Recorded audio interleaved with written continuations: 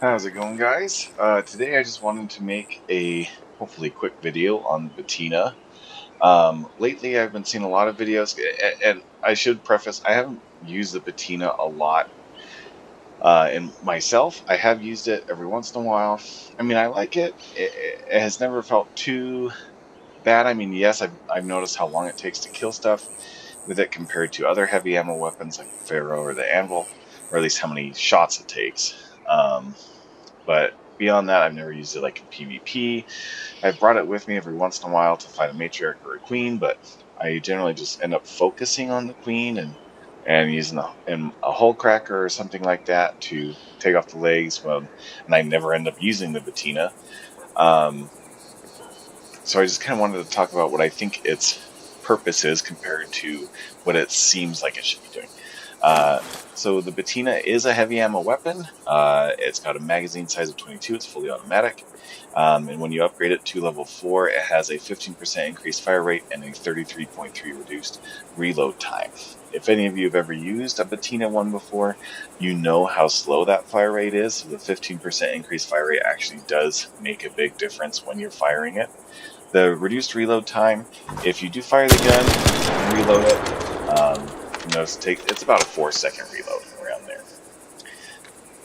Anyways, so just as I was testing out earlier, I just kind of wrote down some notes. I'll talk about those now. Um, for fighting arc, the Bettina takes 3 shots to each propeller on a wasp to take it down. If you just shoot the body of a wasp, it only takes 7 shots. So to me, I would just use I would just shoot the body. I wouldn't waste time shooting the fans because it only takes 1 more bullet. And when this thing's already an ammo hog, it's just it, especially with the recoil bouncing it around. I think it's just easier to aim for the body because sometimes it's just too hard to hit the fans, and hitting the fans will make the wasp spin out and make you potentially miss more shots anyway, potentially using more than 7 shots. So I think your best bet when you're shooting wasps is to just aim for the body. What I've noticed with shooting hornets is it takes about 4 shots to knock off the front fan with the armor, and then again 3 shots to follow up on the back fan with it. So again, it takes down 7. If you're shooting just the fans on a hornet, it's 7 shots. The hornet is a little more stable than a wasp when it loses its fan. So it is, I would think, comparable. Anyways, kind of, I think what the Bettina is, at least to me, is it's not a like behemoth, fighter. It doesn't fight uh, bastions or bombardiers or leapers or matriarchs or queens very well, or rocketeers or vaporizers. It's not very good at taking down that sort of arc. It is great at taking down pops and ticks. It can take down each of those in 1 shot. It also takes 2 to 3 depending on the fireball, but it still only takes 1 if the fireball opens up its face when it's about to fire at you. And then the other arc, it's really good at taking down fireflies, and same thing with hornets and wasps. It does take more ammo, but it's still consistent in what it does for that. Yeah, so it's okay at taking down light arc, and I did test it out on just the target dummies here. It takes 9 shots on a light shield, 10 shots on a medium shield, and 11 shots on a heavy shield. Now, earlier when we were talking about the Bettina, we were talking about how its magazine size is 22. So when you're firing at a light shield target, only taking 9 shots to take down a light shielded target is less than half the magazine. And same thing with the medium shielded target. So you could actually potentially take down 2 enemy raiders in 1 magazine, which means it has greater potential than like a Stitcher, a Kanto, or a Bobcat in PvP fights with more than 1 person. Because each of those guns is basically, I mean, yes, you could min-max and potentially take down 2 targets with them. Like, let's say you're fighting 2 free kit guys. You potentially might, but pretty much everyone you see, they're going to be reloading. As soon as that first target goes down, they're reloading because they're going to get ready to fight the second target. Whereas a Bettina, you have enough time where you can shoot one target and down that target and immediately move on to the next if you're consistent with your shots in a close range. So I think that's where the Bettina shines, is it does have actually a good, how would you say that? Its ratio of like how many bullets it takes to kill somebody compared to its magazine size is efficient. Its magazine size is efficient for what it does against other raiders. So that's, I think, where it comes in is, to me, I would take the Bettina in to fight the big arc with, what I mean by this is I would have the Hull Cracker and I would use the Bettina for everything else, fighting those small arc that show up like the Firefly. Let's say you're on Blue Gate, you're in the head house and you're fighting the matriarch or something like that.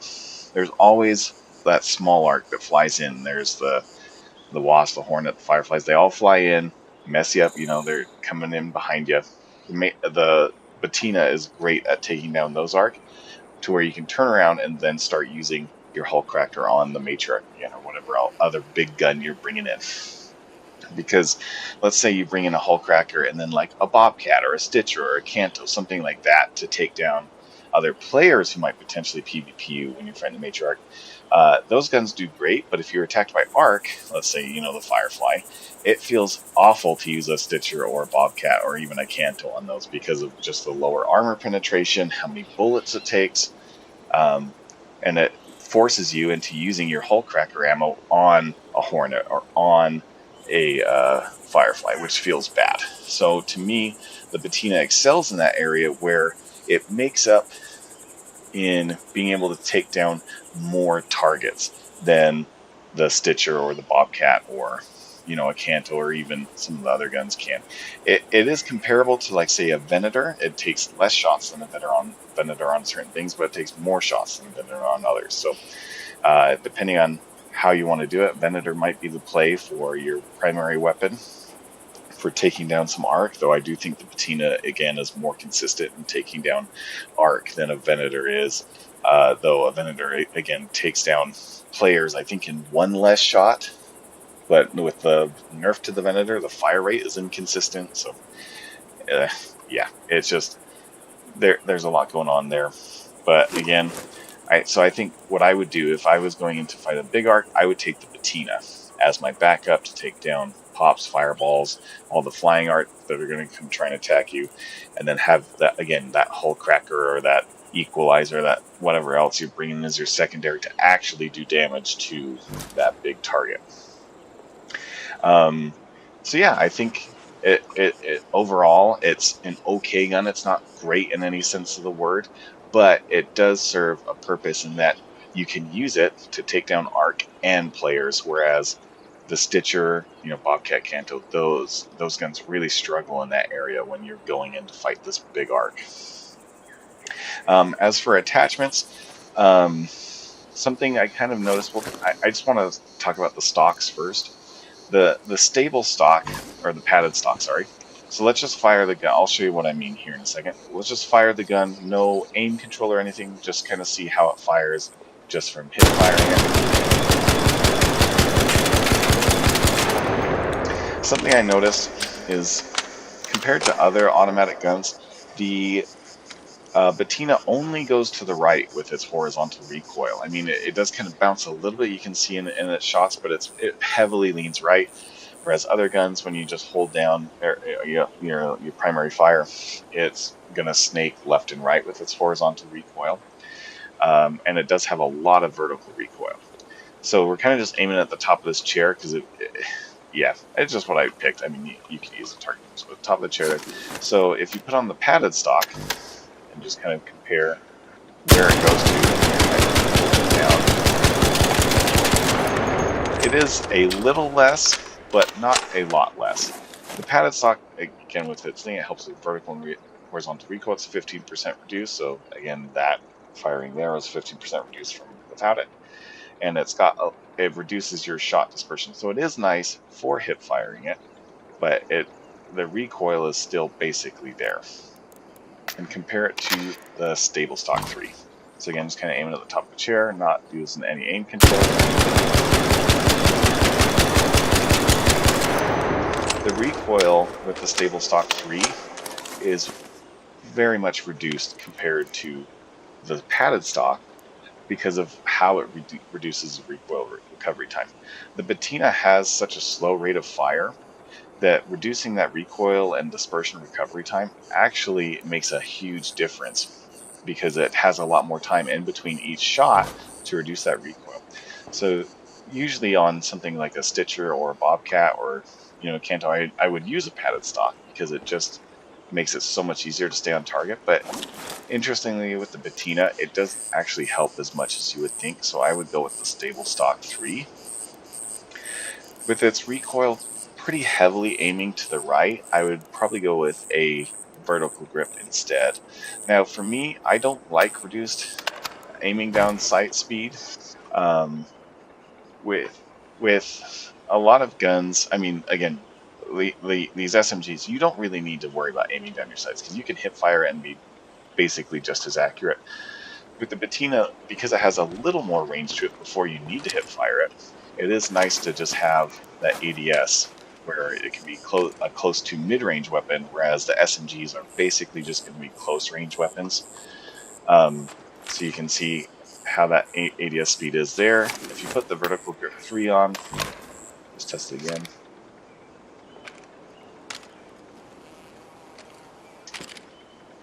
So you can kind of see how fast that is. Swap back to the vertical grip 2.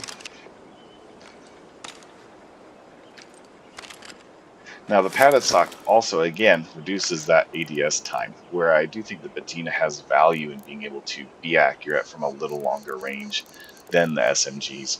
I would, again, that reinforces that I think the stable stock 3 is the best for this. It does have, again, that 20% increased equip and unequip time means that it is going to take a little longer before you can fire it. So if I put the gun away, I'm just going to pull it out, and so I'll just tell you when I pull it out, and you'll see how fast I can start firing after I pull it out. So I'm pulling out right now. Okay, so that was about 2 seconds before you could start firing the gun from pulling it out. If you have no stock on it, so I'll tell you when I go, and right now.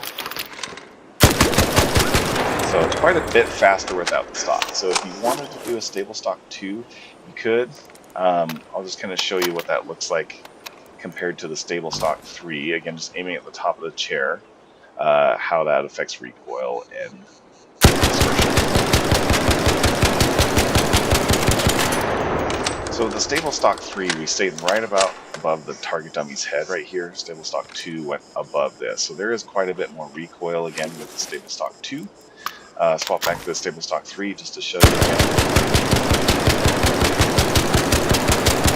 Yeah, it really stays right about here, whereas stable stock 2 goes all the way up here. So there's just way less recoil. It's going to be a lot easier to control with the stable stock 3.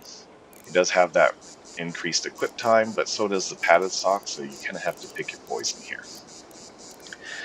With the recoil pretty much always aiming right, I would probably just go with a vertical grip 2 rather than a horizontal. I guess you could go with an angle grip, because vertical recoil is easier to control than horizontal recoil.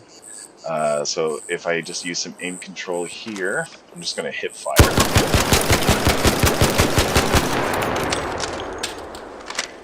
So that was with aim control. I'll use no aim control this time just to show you how big of a difference it makes.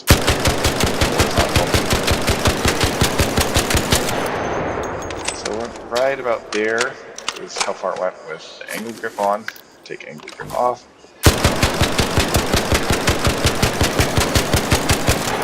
End up on about the right side of the dummy. So that's about a meter to 2 meter difference with the angle grip and full auto. With, again, this is no aim control, so it kind of depends on how you feel like you can control your aim. Depending on controller or keyboard, mouse and keyboard, that might be a little different for you. I think it's easier to control vertical recoil just because on a mouse you're pulling it down, but using a controller how your thumb abducts is just it's going to pull and back in towards your finger, so it's going to naturally pull your thumb right as you're pulling down. So maybe on a controller you might want to do. I don't know. It's hard to say with how your thumb moves, which one would be better here. But again, I think I would go with the angle grip, just because if you are aiming down sights, maybe both, it's going to be easier to control vertical recoil on a mouse and keyboard than it is. You can still see there was a little bit of shaking there, but it was really consistent downrange. And then for the last thing, I would put on a compensator 2 or compensator 3 just to help with that bloom. Let me grab some more ammo really quick. Sorry, I'm a little stuffy today. Got a little sick. Everyone's a little sick. I don't know if you can hear my kid. She's in my bed today because she's a little sick, so she's hanging out in my room. But yeah, so just with the compensator, see what that weapon bloom looks like. Let's see what it looks like just hip firing. Still pretty good. Now, the thing with the Bettina, again, I was saying you could use it to PvP against other people. So with the compensator on, the bloom really is much easier to control, but the problem with hip firing is also you're usually moving when you're hip firing. You're strafing left or right when you're hip firing. So if you're even moving forward, you can see how much that affects the bloom on this gun.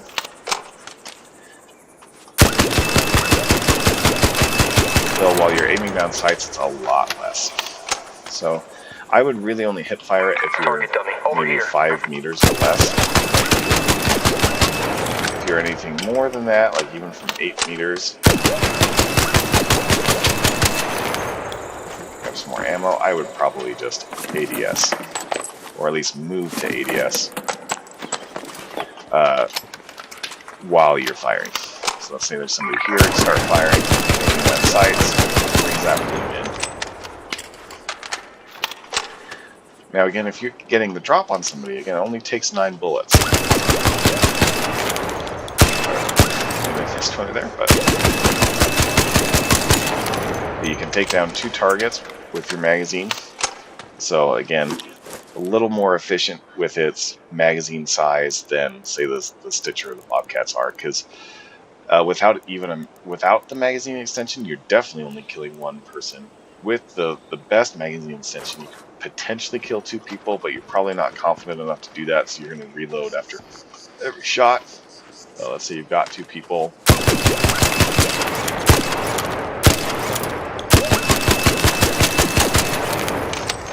so you're down 2 targets. So that's, again, I think the Bettina is the best weapon to take in when you are fighting big arc and you've got another heavy weapon that you don't want to be using on the small arc or against other players like Jupiter, Equalizer, Hull Crack, or any of those. So yeah, I think the purpose of the Bettina is to be kind of a jack of all trades when you're fighting other big stuff. This is going to be more of your close range weapon, the stuff you're using to fight smaller, lighter targets. And then you'll save your secondary slot for your big gun, whatever your big gun may be that you're choosing to fight those other targets with.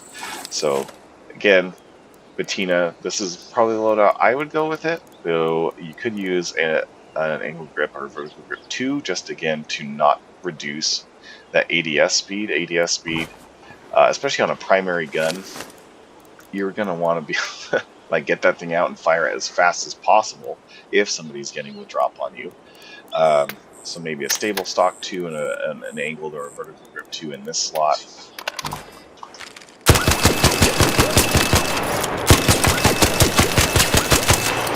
It's really going to help when you're taking down more than 1 target and you need to do it fast. So if you're looking for no reduced speed when you're pulling out your weapon and aiming down your sights, these are going to be your best bet.